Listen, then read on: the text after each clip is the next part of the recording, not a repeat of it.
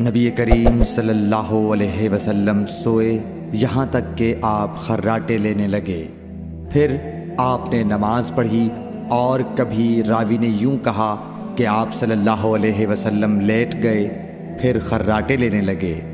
پھر آپ صلی اللہ علیہ وسلم کھڑے ہوئے، اس کے بعد نماز پڑھی۔ پھر سفیان نے ہم سے دوسری مرتبہ، ابن عباس رضی اللہ تعالی عنہ کہتے تھے کہ ایک مرتبہ میں نے اپنی خالہ ام المومنین حضرت میمونہ کے گھر رات گزاری تو میں نے دیکھا کہ رسول اللہ صلی اللہ علیہ وسلم رات کو اٹھے۔ جب تھوڑی رات باقی رہ گئی تو آپ صلی اللہ علیہ وسلم نے اٹھ کر ایک لٹکے ہوئے مشکیزے سے ہلکا سا وضو کیا۔ عمرو اس کا ہلکا پن اور معمولی ہونا بیان کرتے تھے، اور آپ کھڑے ہو کر نماز پڑھنے لگے تو میں نے بھی اسی طرح وضو کیا جس طرح آپ صلی اللہ علیہ وسلم نے کیا تھا۔ پھر آ کر آپ کے بائیں طرف کھڑا ہو گیا، اور کبھی سفیان نے ان یسارہ کے بجائے ان شمالہ کا لفظ کہا، مطلب دونوں کا ایک ہی ہے۔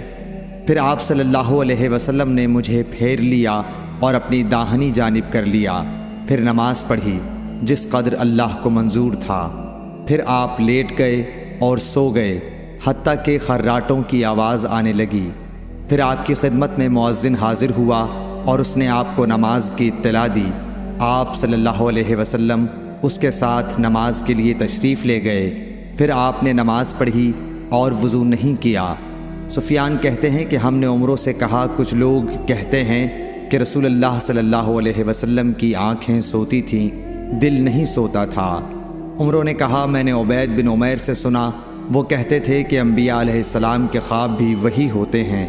پھر قرآن کی یہ آیت پڑھی، میں خواب میں دیکھتا ہوں کہ میں تجھے ذبح کر رہا ہوں۔